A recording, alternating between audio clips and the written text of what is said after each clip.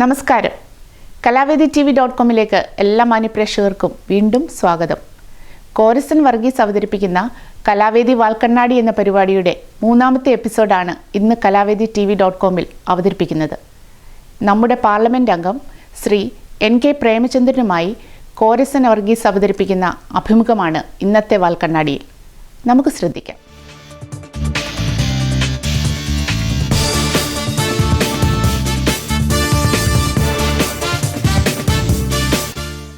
രക്ഷിതത്വം തോന്നുന്നെങ്കിൽ അത് ഞങ്ങളുടെ തന്നെ പ്രശ്നമാണ്. താങ്കൾ ഒരു പക്ഷെ സ്വയം ചോദിച്ചു നോക്കും, എന്നോട് ചോദിക്കുന്നതിന് പകരം.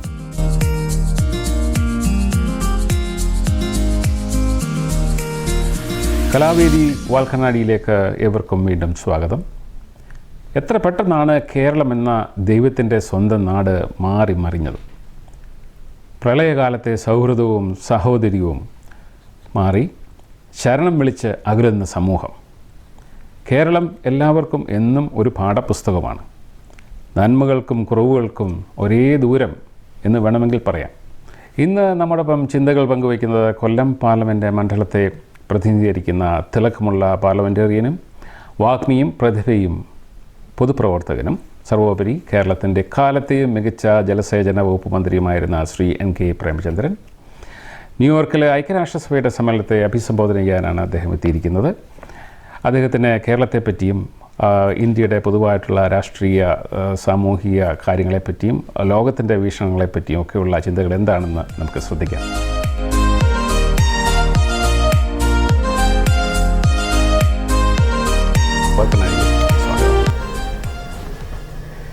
സാർ, എത്ര പെട്ടെന്നാണ് നമ്മുടെ കേരളം മാറി മറിഞ്ഞത്?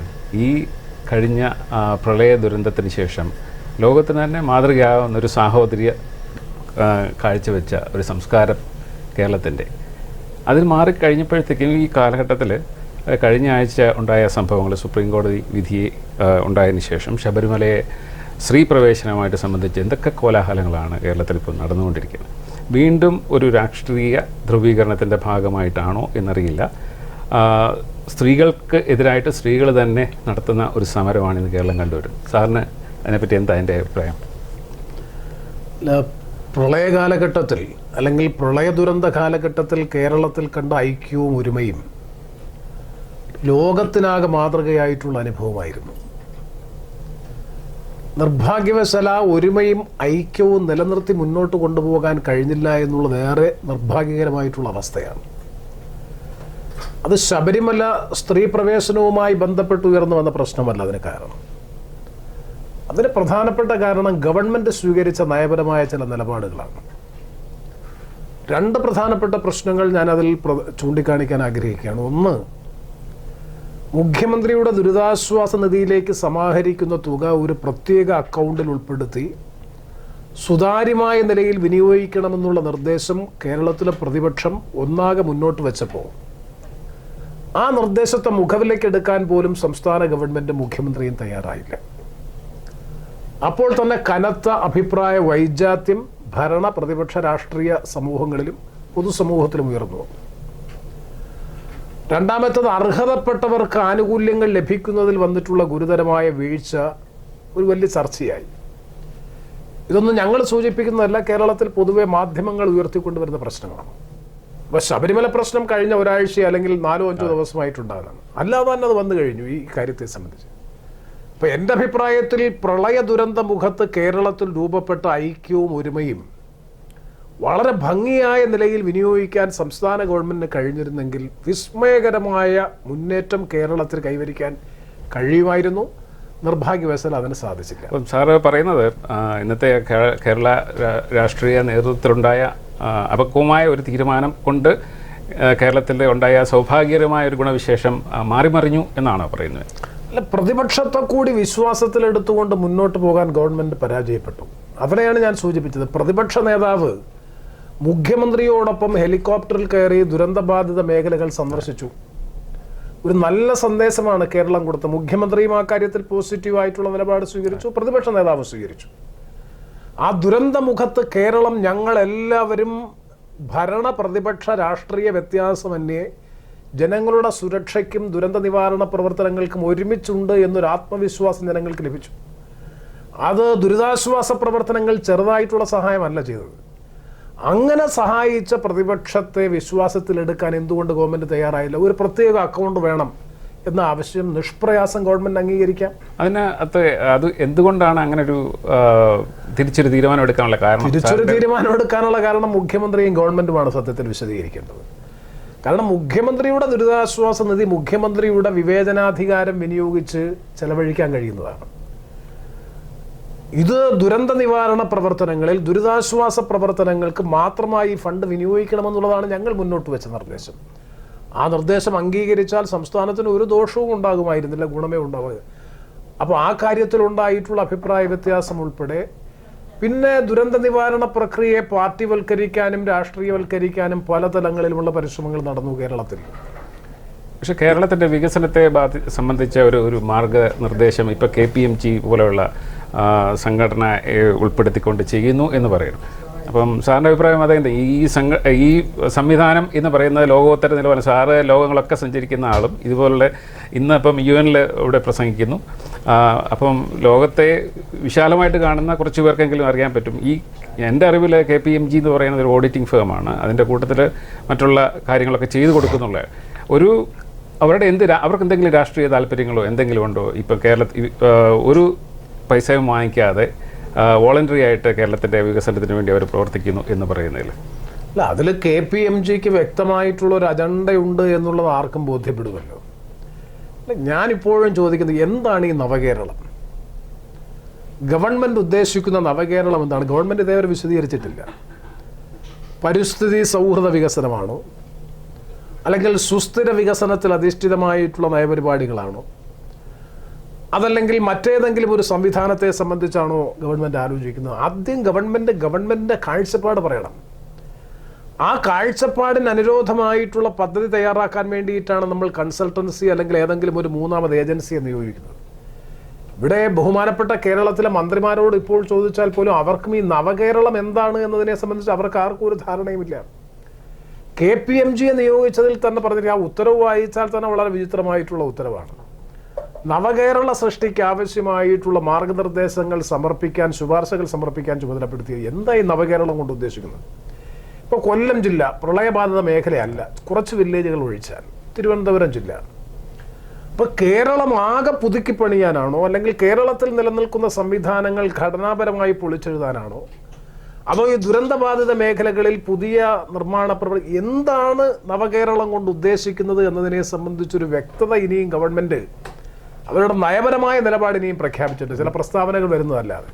അതുകൊണ്ട് തന്നെ ഞങ്ങൾ ആരും ആ കാര്യത്തിൽ ഇപ്പോൾ ഒരു അഭിപ്രായവും പറയാൻ ആഗ്രഹിക്കുന്നു. എന്തായാലും അങ്ങനെ ഒരു തീരുമാനം ഉണ്ടാവുമല്ലോ. കാരണം ഇപ്പോൾ ഈ ഫീഡ്ബാക്സ് കളക്ട് ചെയ്തിട്ട് ഒരു പ്രോജക്റ്റ് പ്രസൻറ്റ് ചെയ്യാനുള്ളൊരു കാലതാമസമായിരിക്കും ഇപ്പോൾ ഉണ്ടാകുന്നത്.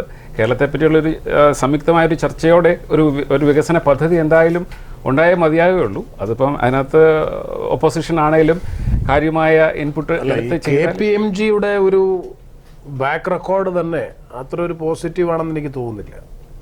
വെബ്സൈറ്റിൽ തന്നെ നോക്കിയാൽ അവർ പ്രവർത്തിച്ചിട്ടുള്ള പല രാജ്യങ്ങളിലും അവർക്കെതിരായി ഉണ്ടായിട്ടുള്ള റെഫറൻസസ് ഒക്കെ അവരുടെ ട്രാക്ക് റെക്കോർഡ് വളരെ മോശപ്പെട്ട റെക്കോർഡാണ്. ഏതായാലും വരട്ടെ, ആ റിപ്പോർട്ട് വരട്ടെ, അപ്പോൾ ആ കാര്യത്തെ സംബന്ധിച്ച് പറയാം. പിന്നെ ഇപ്പോൾ ഏറ്റവും ഒടുവിൽ കേരളത്തിൽ ഉണ്ടായിട്ടുള്ള പ്രശ്നം ശബരിമലയുമായി ബന്ധപ്പെട്ട പ്രശ്നമാണ്. ശബരിമല പ്രശ്നം കൈകാര്യം ചെയ്യുന്ന വിഷയത്തിലും ഗവൺമെൻറ് ഒരു അവധാനതയോട് കൂടിയിട്ടുള്ള സമീപനം സ്വീകരിച്ചില്ല എന്ന വ്യക്തമായ അഭിപ്രായമാണ് എനിക്കുള്ളത്.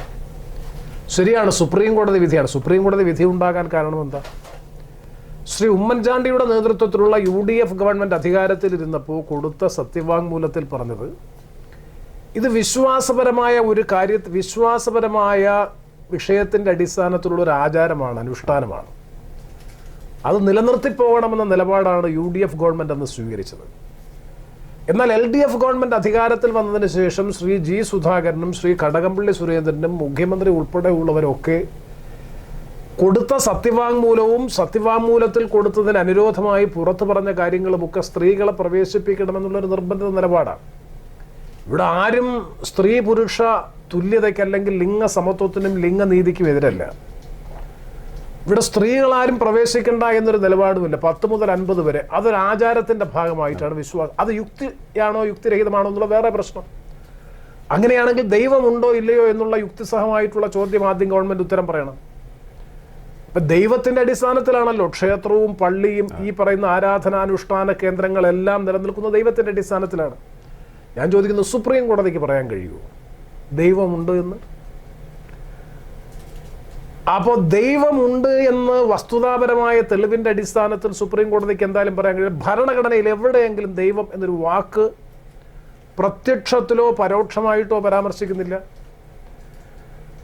അപ്പം സ്റ്റേറ്റ് ഹാസ് നോ റിലീജിയൻ, മതേതര ഭരണഘടനയാണ് നമ്മുടെ രാജ്യത്ത് നിലനിൽക്കുന്നത്. പക്ഷേ മതപരമായ ആചാരങ്ങളും അനുഷ്ഠാനങ്ങളും പരിരക്ഷിക്കാൻ ഭരണകൂടത്തിന് ബാധ്യതയുണ്ട് എന്നും ഭരണഘടന പറയുന്നുണ്ട്. അപ്പോൾ ഈ ആചാരം ശരിയോ തെറ്റോ എന്നുള്ളത് വേറൊരു പ്രശ്നം. ഞാൻ ആ വിഷയത്തിലേക്ക് കിടക്കുന്നില്ല. നമ്മുടെ രാജ്യത്തുണ്ടായിട്ടുള്ള സാമൂഹ്യ നവോത്ഥാനങ്ങളൊക്കെ പരിശോധിച്ചാൽ അതത് സമൂഹങ്ങളിൽ നിന്ന് തന്നെ ഉയർന്നു വന്നിട്ടുള്ളതാണ് ഓരോ കാലഘട്ടത്തിലും. അതാണ് നവോത്ഥാന പ്രസ്ഥാനം. ഇപ്പോൾ ഹൈന്ദവ ദർശനം എന്ന പേരിൽ ഉണ്ടായിട്ടുള്ള ഒരുപാട് അനാചാരങ്ങൾ, അന്ധവിശ്വാസങ്ങൾ, തൊട്ടുകൂടായ്മ, തീണ്ടിക്കൂടായ്മ, ക്ഷേത്രപ്രവേശന വിളംബരം. ആരാ ക്ഷേത്രപ്രവേശന വിളംബരത്തിന് നേതൃപരമായ പങ്കുവഹിച്ചത്? ക്ഷേത്രപ്രവേശന സമരത്തിൽ നേതൃത്വം കൊടുത്തത് AKGയും കേളപ്പനും മന്നത്ത് പത്മനാഭനും ഉൾപ്പെടെയുള്ള എത്രയോ ഉന്നത കുലജാതരായിട്ടുള്ള വ്യക്തിത്വങ്ങളാണ്. അപ്പോൾ അതത് സമൂഹങ്ങളിൽ നിന്ന് ഉയർന്നു വന്നിട്ടുള്ള നവോത്ഥാന പോരാട്ടങ്ങളാണ്. അല്ലാതെ ഒരു ഗവൺമെന്റ് അല്ലെങ്കിൽ കോടതി വിധി അനുസരിച്ച് അല്ലെങ്കിൽ അത് നിർബന്ധിതമായി അടിച്ചേൽപ്പിക്കലല്ല. ഇനി ഒന്ന് സുപ്രീം കോടതി. അപ്പോൾ LDF ഗവൺമെന്റ് അധികാരത്തിൽ വന്നതിന് ശേഷം കൊടുത്ത അഫിഡവിറ്റ്, മന്ത്രിമാർ ഗവൺമെന്റ് സ്വീകരിച്ച പൊതു നിലപാട്, പോട്ടെ, ഇതെല്ലാം കഴിഞ്ഞ് വിധി വന്നു. വിധി വന്നതിൻ്റെ അസൽ പകർപ്പ്, കോടതി വിധിയുടെ അസൽ പകർപ്പ് ലഭിക്കുന്നതിന് മുമ്പ്, അറ്റസ്റ്റഡ് കോപ്പി ലഭിക്കുന്നതിന് മുമ്പാണ് മുഖ്യമന്ത്രി രാവിലെ 11 മണിക്ക്, തൊട്ടടുത്ത ദിവസം മുഖ്യമന്ത്രി രാവിലെ 11 മണിക്ക് ബന്ധപ്പെട്ടവരുടെ അടിയന്തര യോഗം വിളിച്ചു ചേർക്കുകയാണ്. തുലാമാസ പൂജയ്ക്ക് സ്ത്രീകളെ പ്രവേശിപ്പിക്കാൻ ആവശ്യമായിട്ടുള്ള സൗകര്യങ്ങൾ ഒരുക്കാൻ വനിതാ പോലീസ് ഉൾപ്പെടെയുള്ളവരെ നിയോഗിക്കുന്നതിനെ സംബന്ധിച്ച് ഞാൻ ചോദിക്കട്ടെ, എത്രയോ സുപ്രീം കോടതി വിധികൾ ഇപ്പോൾ തന്നെ പെൻഡിംഗ് ഉണ്ട്. സഭാതർക്കവുമായി ബന്ധപ്പെട്ട വിഷയത്തിൽ 1.5 വർഷം മുമ്പ് സുപ്രീം കോടതിയുടെ ജഡ്ജ്മെന്റ് വന്നല്ലോ.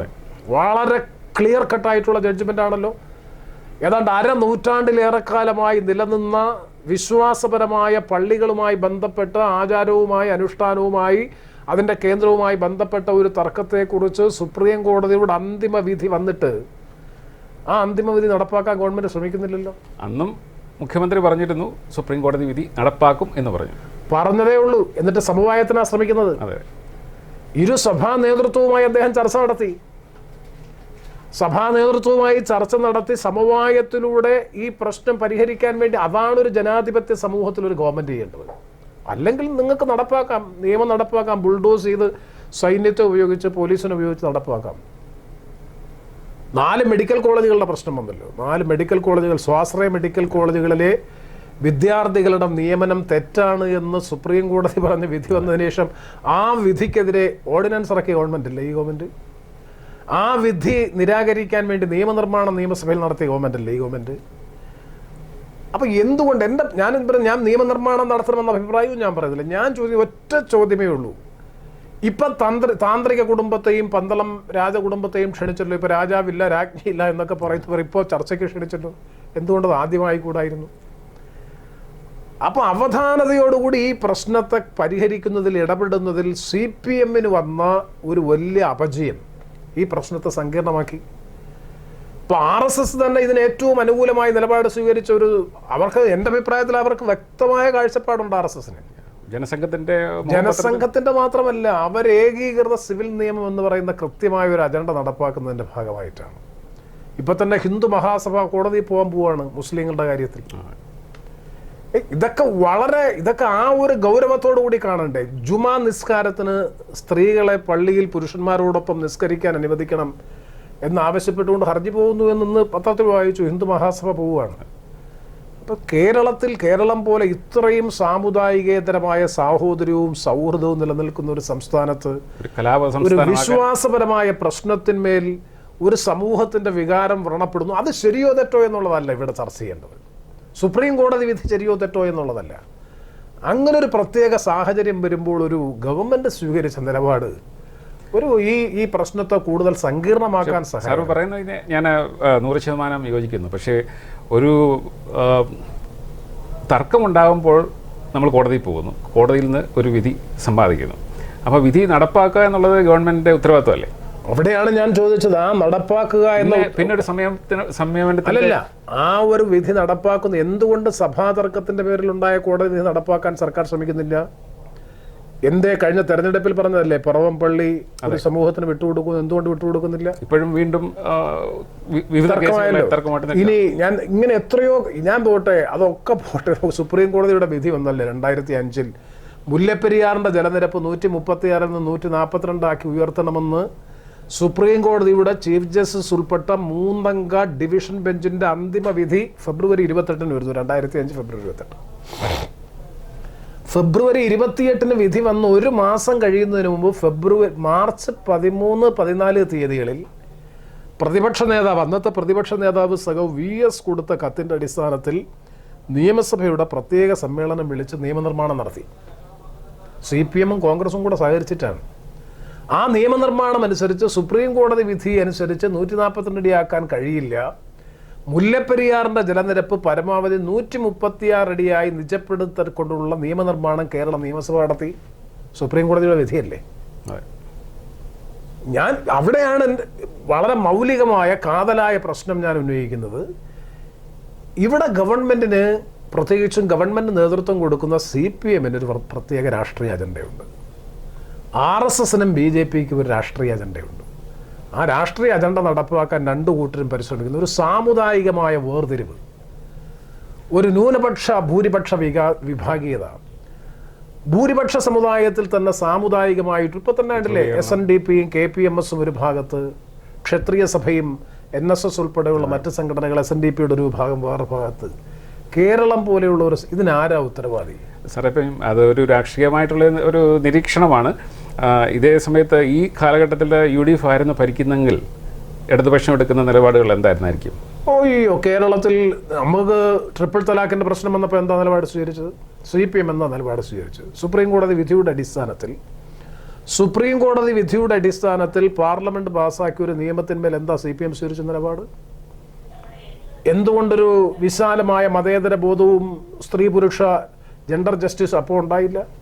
അവിടെയാണ് ഞാൻ സൂചിപ്പിച്ചത്, വോട്ട് ബാങ്കിനെ ലക്ഷ്യം വെച്ചുകൊണ്ടാണ് CPM ഈ നിലപാട് സ്വീകരിച്ചത്. RSS-ഉം കൃത്യമായി അത് തന്നെയാണ് നിലപാട് സ്വീകരിച്ചത്. ഞങ്ങൾ പറഞ്ഞല്ലോ, UDF ഈ കാര്യത്തിൽ പറഞ്ഞല്ലോ, ഞങ്ങൾ വിശ്വാസ സമൂഹത്തോടൊപ്പമാണ്. അവരുടെ വിശ്വാസം അത് പരിരക്ഷിക്കപ്പെടണം എന്ന് വിചാരിച്ച് ഇതിൻ്റെ പേരിൽ തെരുവിൽ കലാപത്തിനിറങ്ങാൻ തയ്യാറല്ല. ഗവൺമെൻറ് അതിനാവശ്യമായിട്ടുള്ള നിയമ നടപടികൾ സ്വീകരിക്കണം. ഞാൻ വളരെ വളരെ ലളിതമല്ല, എന്ത് ചെയ്യാമെന്ന് നേരത്തെ ചോദിച്ചല്ലോ, വളരെ ലളിതമാണ്. ദശലക്ഷക്കണക്കിന് ഭക്തജനങ്ങൾ ഒഴുകിയെത്തുന്ന ശബരിമല, അവർക്ക് ഇപ്പൊ നിലവിലുള്ള സംവിധാനം അനുസരിച്ച് പോലും സൗകര്യമില്ല. നമ്മളിപ്പോ തന്നെ 100 ഏക്കർ വനഭൂമി ചോദിച്ചിരിക്കുകയാണ്. പ്രാക്ടിക്കൽ പ്രോബ്ലമാണ്. അത് പ്രായോഗികം. നമ്മൾ രണ്ടാണ്, ഒന്ന് വിശ്വാസം, രണ്ട് പ്രായോഗികം. എൻ്റെ അഭിപ്രായത്തിൽ പ്രായോഗികമായിട്ടാണെങ്കിൽ ഒരു കാരണവശാലും ഇന്നത്തെ ഭൗതിക സാഹചര്യത്തിൽ സ്ത്രീ സമൂഹത്തിന് അവിടെ പ്രവേശനം കൊടുക്കാനുള്ള പശ്ചാത്തല സൗകര്യമില്ല.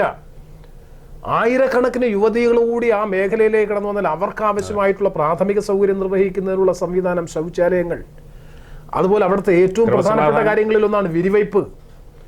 എവിടെ സ്ഥലം, എവിടെ സൗകര്യം?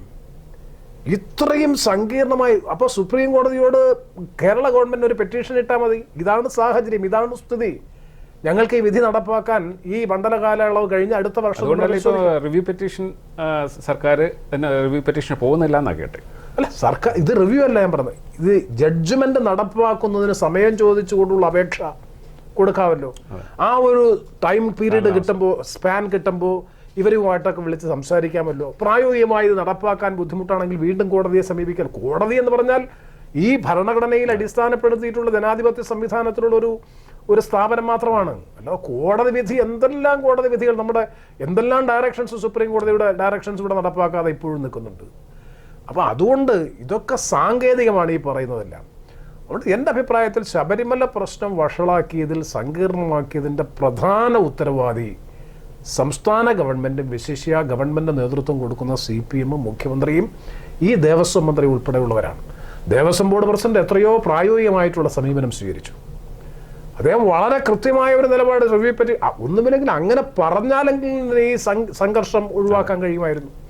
അയാളെ പരസ്യമായി ഉദ്യോഗസ്ഥരുടെ സാന്നിധ്യത്തിൽ വെച്ച് സ്വന്തം പാർട്ടിയുടെ സംസ്ഥാന കമ്മിറ്റി അംഗമായ തിരുവിതാംകൂർ ദേവസ്വം ബോർഡ് പ്രസിഡന്റ് മുഖ്യമന്ത്രിയുടെ കീഴിലല്ല, ഗവൺമെന്റിന്റെ ഏജൻസിയല്ല Devaswom board. Hindu charitable endowment act അനുസരിച്ച് രൂപീകരിക്കപ്പെട്ടിട്ടുള്ള വളരെ കൃത്യമായി സ്വയംഭരണാവകാശമുള്ള ഒരു സ്ഥാപനമാണ്. ഇപ്പോൾ CPM സംസ്ഥാന കമ്മിറ്റി അംഗമായതുകൊണ്ട് ഇപ്പോൾ അതിൻ്റെ ഒരു ബ്രാഞ്ചായി മാറി. അല്ലാതെ നമുക്കറിയാം ഭാസ്കരൻ നായർ ബോർഡ് പ്രസിഡന്റ് ആയിരുന്ന സമയത്ത് മുഖ്യമന്ത്രി വിളിച്ചപ്പോൾ അദ്ദേഹം പോയില്ല. ഇൻഡിപെൻഡന്റ് ആയിട്ട് വർക്ക് ചെയ്ത മുഖ്യമന്ത്രി സെക്രട്ടേറിയറ്റിൽ ചർച്ചയ്ക്ക് വിളിച്ചപ്പോൾ ഭാസ്കരൻ നായർ പ്രസിഡന്റ് ആയിരുന്നു, പോയിട്ടില്ല. ദേവസ്വം ബോർഡ് പ്രസിഡന്റ് എന്നുള്ള നിലയിൽ മുഖ്യമന്ത്രിക്ക് കാണണമെന്നുണ്ടെങ്കിൽ മറ്റൊരു സ്ഥലം ചർച്ചയ്ക്ക് വെച്ചാൽ അവിടെ ചർച്ചയ്ക്ക് വരാം, അല്ലാതെ പോയിട്ടില്ല. അതാണ് തിരുവിതാംകൂർ ദേവസ്വം ബോർഡിന്റെ പാരമ്പര്യം. ആ തിരുവിതാംകൂർ ദേവസ്വം ബോർഡിന്റെ പ്രസിഡന്റിനെ കുറിച്ച് മുഖ്യമന്ത്രി ആദ്യത്തെ ദിവസം പറഞ്ഞു പത്രസമ്മേളനത്തിൽ, രണ്ടാമത്തെ ദിവസം ഉദ്യോഗസ്ഥരുടെ സാന്നിധ്യത്തിൽ പരസ്യമായി ദേവസ്വം ബോർഡ് പ്രസിഡന്റിനെ ആക്ഷേപിച്ചുകൊണ്ട് സംസാരിച്ചു. എന്ത് ജനാധിപത്യ ബോധമാണ്! അപ്പം സാറിൻ്റെ കൃത്യമായിട്ടുള്ള മറുപടി വളരെ വ്യക്തമായിട്ട് ആളുകൾക്ക് മനസ്സിലാകാനായിട്ട് സാധിക്കുന്നുണ്ട്. ഗവൺമെൻറ്റിൻ്റെ ഒരു പിടിപ്പുകേട് ഈ ഒരു സന്നിഗ്ധമായിട്ടുള്ള സാഹചര്യത്തിൽ എടുക്കേണ്ട നിലപാടുകൾ വ്യക്തമായിട്ട് എടുക്കാതെയും ഒരു സമന്വയത്തിൻ്റെ പാത സ്വീകരിക്കാതെ ഇരിക്കുന്നതുകൊണ്ടാണ് ഈ പ്രശ്നങ്ങൾ വഷളാകുന്നു എന്നുള്ളതാണ് മനസ്സിലാക്കുന്നത്. അവരിതിനകത്ത് രാഷ്ട്രീയ ലാഭം കാണാൻ ശ്രമിച്ചു, അത് തന്നെയാണ്. എല്ലാ രാഷ്ട്രീയക്കാരും അവസരങ്ങളനുസരിച്ച് ഗവൺമെന്റിലിരിക്കുമ്പോൾ പ്രതിപക്ഷം ചെയ്താൽ നമുക്ക് മനസ്സിലാക്കാൻ പറ്റും. ഗവൺമെന്റിലിരിക്കുമ്പോൾ അതിൻ്റെ പ്രോസും കോൺസും നല്ലതുപോലെ മനസ്സിലാക്കി, കാരണം ഗവൺമെൻറ്റാണ് റെസ്പോൺസിബിൾ, ഗവൺമെൻറ്റാണ് ഈ കാര്യത്തിൽ നേതൃത്വം വഹിക്കേണ്ടത്. എല്ലാവരെയും വിശ്വാസത്തിലെടുക്കാനും എല്ലാവരെയും കൂട്ടിയോജിപ്പിച്ച് മുന്നോട്ട് പോകാനും ശ്രമിക്കുന്നത് ഗവൺമെൻറ്റാണ് റെസ്പോൺസിബിൾ. അതേ ടോക്കണിൽ തന്നെ പറയുകയാണ്, ഈ പ്രളയ കേരളത്തിൽ ഗവൺമെൻറ് വളരെ സമന്വയ ഒരു സമീപനം സ്വീകരിച്ചു, മാതൃകാപരമായിട്ട് ഗവൺമെൻറ് ഇടപെട്ടു എന്ന് ഒരു പുറകിൽ മാധ്യമങ്ങൾ പറയുന്നുണ്ട്. അതിനകത്ത് എന്തും വേണ്ടി ആത്മാർത്ഥതയുണ്ട്. എനിക്ക് അങ്ങനെ ഒരു അഭിപ്രായമില്ല. പ്രളയ സമയത്ത് ഗവൺമെൻറ് ഒന്നും ചെയ്തില്ല എന്നുള്ളതാണ് എൻ്റെ അഭിപ്രായം. ഞാൻ പിന്നെ 14, 15, 16, 17 മഴ ആരംഭിച്ച 14-ാം തീയതിയാണ്. 17-ാം തീയതി വൈകുന്നേരം മഴ തീർന്നു, വെള്ളം ഇറങ്ങി. ഞാൻ പറഞ്ഞു ചെയ്തത് ദുരന്തമുഖത്ത് ഏറ്റവും കൂടുതൽ കാര്യങ്ങൾ ചെയ്തത് ഒന്ന് മത്സ്യത്തൊഴിലാളികൾ, രണ്ട് ജനങ്ങൾ, സ്വമേധയാ ജനങ്ങൾ നടത്തിയ, പ്രത്യേകിച്ചും സർവൈവലിന്റെ പ്രശ്നമായിരുന്നല്ലേ. സർവൈവലിൻ്റെ അല്ല, അവിടെയാണ് കേരളീയ സംസ്കാരത്തിൻ്റെ ഒരു ഔന്നത്യം നമുക്ക് ബോധ്യപ്പെടാൻ കഴിയുന്നത്. ഈ മത്സ്യത്തൊഴിലാളികളൊന്നും ഫിഷറീസ് മന്ത്രി നിർദ്ദേശിച്ചിട്ട് പോയൊന്നുമല്ല. ഞങ്ങൾക്കറിയാം, ഞങ്ങളുടെയൊക്കെ തീരപ്രദേശത്ത് നിന്ന് പോയ സ്വമേധയാ അവർ പോയി. പള്ളികൾ, ബിഷപ്പ്മാർ, അച്ഛന്മാർ എല്ലാവരും അവർ 65,000 പേരെയാണ് ദുരന്ത മുഖത്ത് നിന്ന് രക്ഷിച്ചു കൊണ്ടുവന്ന ദുരിതാശ്വാസ ക്യാമ്പുകളിലെത്തി. ചെറിയ കാര്യമല്ല. അതുപോലെ തന്നെ കൗമാര യൗവന പ്രായത്തിൽപ്പെട്ട പുതിയ തലമുറയുടെ സന്നദ്ധ മനോഭാവം ഈ പ്രളയമുഖത്ത് നമ്മളെല്ലാം നല്ലതുപോലെ കണ്ടതാണ്. ഗവൺമെൻറ് ഈ പറയുന്ന ദിവസങ്ങളിലൊക്കെ സത്യത്തിൽ അതിൻ്റെ ഒരു മെറിറ്റ് ആൻഡ് ഡിമെറിറ്റിലേക്ക് പോകുന്നില്ല. എന്നിട്ട് ഞങ്ങളാരും ഒന്നും പറഞ്ഞില്ല. കാരണം ദുരന്തമുഖത്ത് അങ്ങനെ ഒരു വിഭാഗീയത ഉണ്ടാകാൻ പാടില്ല. നിങ്ങളറിയണം, 17-ാം തീയതി ആകുമ്പോഴും 12 ഹെലികോപ്റ്ററാണ് 10,000-കണക്കിന് ആൾക്കാരെ ദുരന്തമുഖത്ത് നിന്ന് ലിഫ്റ്റ് ചെയ്യുന്നതിന് വേണ്ടി അവൈലബിൾ ആയിരുന്നത്. ഒരു ഹെലികോപ്റ്റർ ഒരാളെ എയർലിഫ്റ്റ് ചെയ്യുന്നതിന് എത്ര സമയമെടുക്കും? സുരക്ഷാ പ്രവർത്തനം 10,000-കണക്കിന് ആൾക്കാർ ദുരന്തമുഖത്ത് രക്ഷയ്ക്ക് വേണ്ടി നിൽക്കുന്ന സമയത്ത് അത് സൈന്യത്തെ വളരെ നേരത്തെ വിളിക്കണമെന്ന് ആവശ്യപ്പെട്ടപ്പോൾ ഭരണം സൈന്യത്തെ ഏൽപ്പിക്കാൻ കഴിയില്ലെന്നാണ് CPM സംസ്ഥാന സെക്രട്ടറി പറഞ്ഞത്. അവിടെയാണ് മത്സ്യത്തൊഴിലാളികൾ കാണിച്ച ആ മത്സ്യത്തൊഴിലാളികളുടെ സാഹസികമായ അവർ സ്റ്റെപ്പിൻ ചെയ്തു. അതും ഈ ഒരു ജനങ്ങളുടെ ഒരുമയും, ഇതാണ് കേരളത്തെ പ്രളയ ദുരന്ത മുഖത്ത് നിന്ന് സത്യത്തിൽ. പിന്നെ അന്ന് മുഖ്യമന്ത്രി വളരെ സംയമനത്തോടുകൂടി സംസാരിച്ചു, അത് ഞാൻ അംഗീകരിക്കും. അദ്ദേഹം വളരെ സംയമനത്തോടുകൂടി സാധാരണഗതിയിലുള്ള തൻ്റെ രീതിയും ശൈലിയും ഉപേക്ഷിച്ച്, കാരണം അദ്ദേഹത്തിന് പോലും ഒന്നും ചെയ്യാൻ കഴിയുന്നില്ല, നിഷ്ക്രിയമായി നിൽക്കുന്നു, പകച്ചു നിൽക്കുന്നൊരു സാഹചര്യം. അവിടെ പുള്ളി കുറേ സംയമനത്തോടുകൂടി ആരെയും ആ നിലയിൽ പോറലേൽപ്പിക്കാത്ത നിലയിൽ കാര്യങ്ങൾ ചെയ്യല്ല. അദ്ദേഹത്തിൻ്റെ അദ്ദേഹം മാധ്യമങ്ങളെ കണ്ടു എന്നുള്ളതാണ് ഏറ്റവും വലിയ കാര്യം.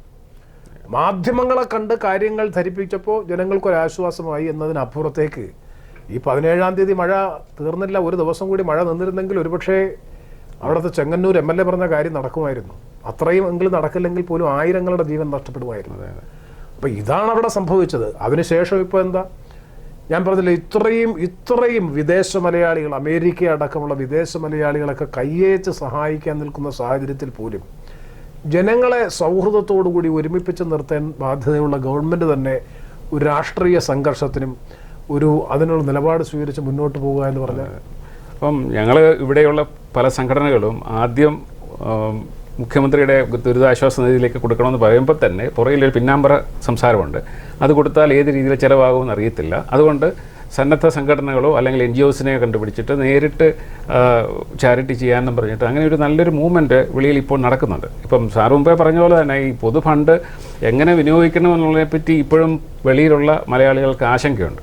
അപ്പോൾ അതുകൊണ്ടായിരിക്കാം അങ്ങനെയുള്ളൊരു സമീപനം ഏറ്റെടുക്കുന്നത് തന്നെ.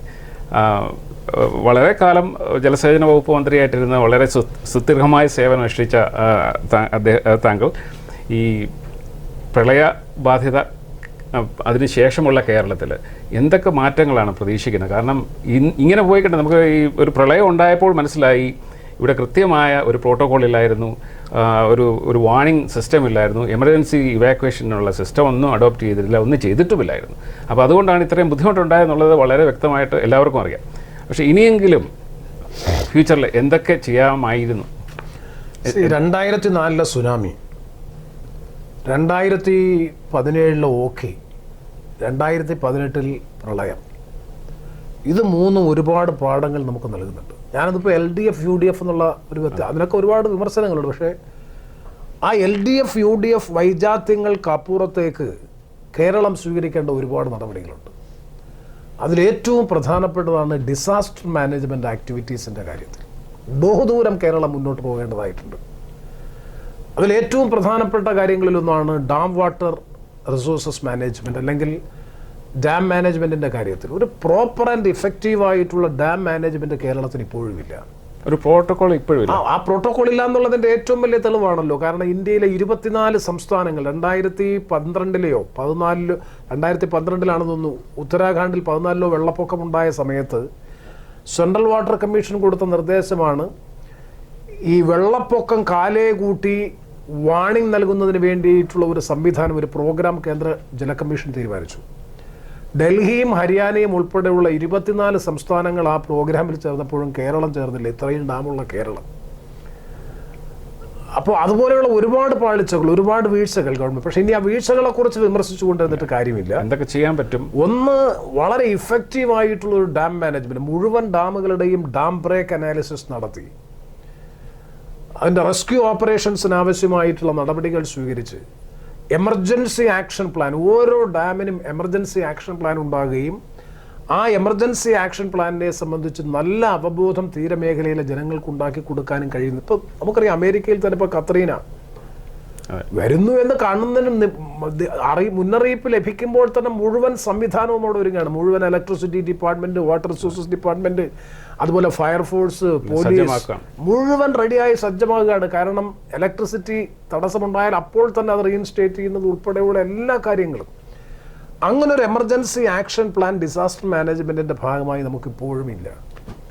അപ്പോൾ എനിക്ക് ഏറ്റവും കൂടുതൽ പ്രധാനമായി ദുരന്തവുമായി ബന്ധപ്പെട്ട് സൂചിപ്പിക്കാനുള്ളത്, ദുരന്ത നിവാരണത്തിന് സമഗ്രമായ പദ്ധതി സ്പെസിഫിക്കായി തന്നെ ഇപ്പോൾ ഓരോ മേഖലകളിലും അതുമായി ബന്ധപ്പെട്ടു. ഇപ്പോൾ ഉരുൾപൊട്ടാൻ സാധ്യതയുള്ള മേഖലകളാണെങ്കിൽ അങ്ങനെ, ഡാമുകളാണെങ്കിൽ അങ്ങനെ ഒരു കോംപ്രിഹെൻസീവായിട്ടുള്ള ഡിസാസ്റ്റർ മാനേജ്മെന്റ് പ്ലാൻ കൃത്യമായി രൂപീകരിക്കുക എന്നുള്ളതാണ് കേരളത്തിലെ ഏറ്റവും പ്രധാനമായി.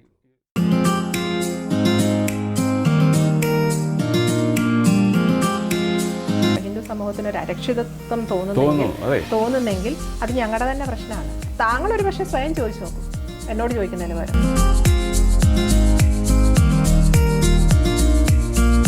Mr. Premachandran, you have the floor, sir.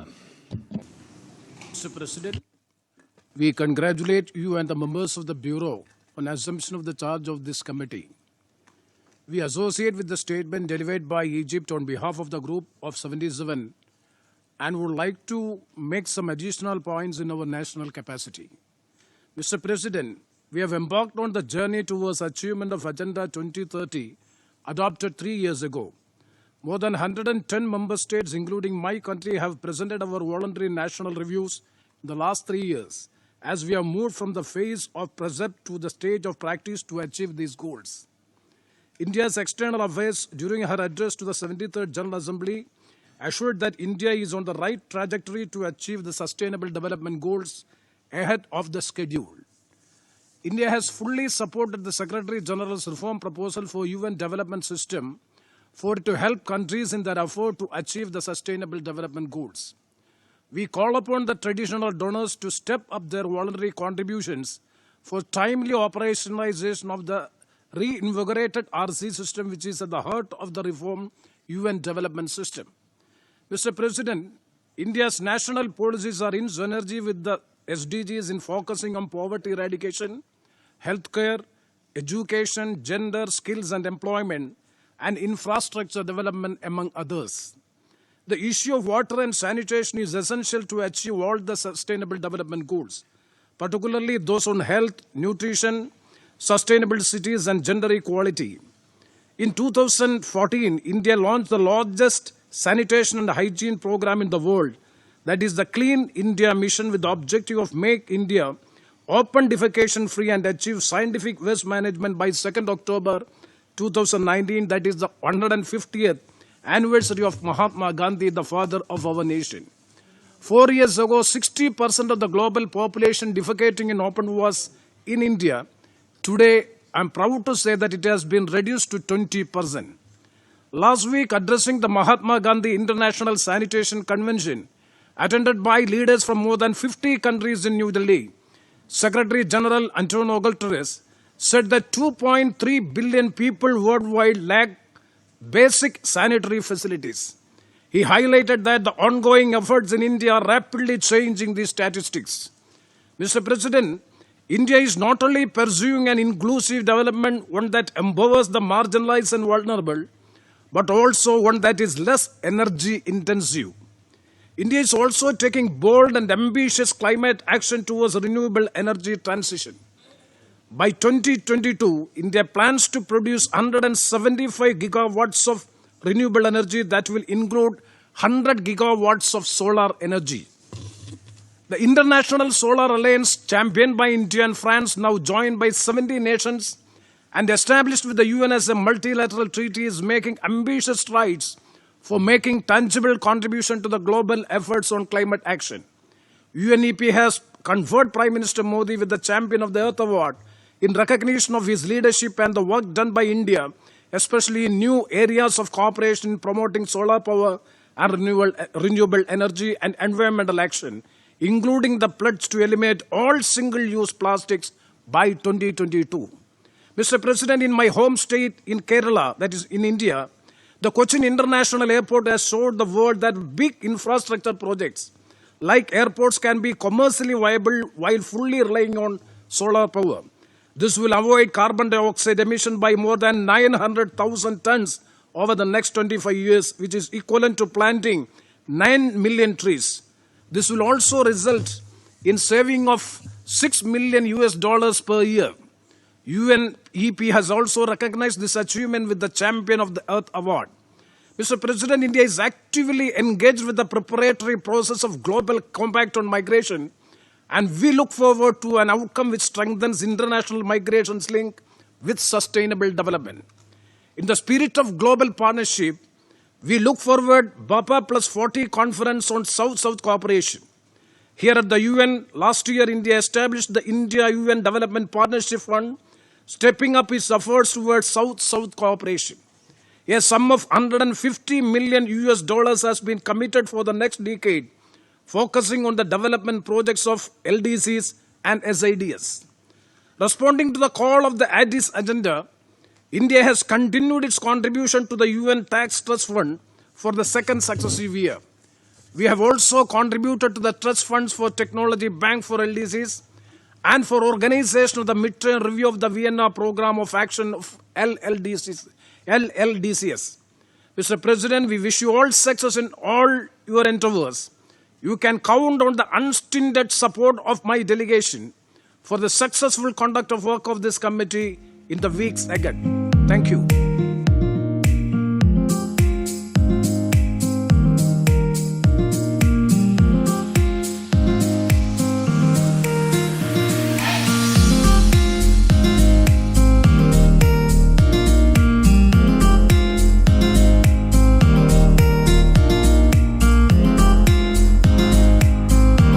വാൽക്കണ്ണാടിയുടെ ഈ എപ്പിസോഡ് ഇവിടെ പൂർണ്ണമാവുന്നു. ഈ അഭിമുഖത്തിൻ്റെ രണ്ടാം ഭാഗം അടുത്ത ഞായറാഴ്ച കലാവേദി TV.com കാണാവുന്നതാണ്. അതുവരെ നന്ദി, നമസ്കാരം.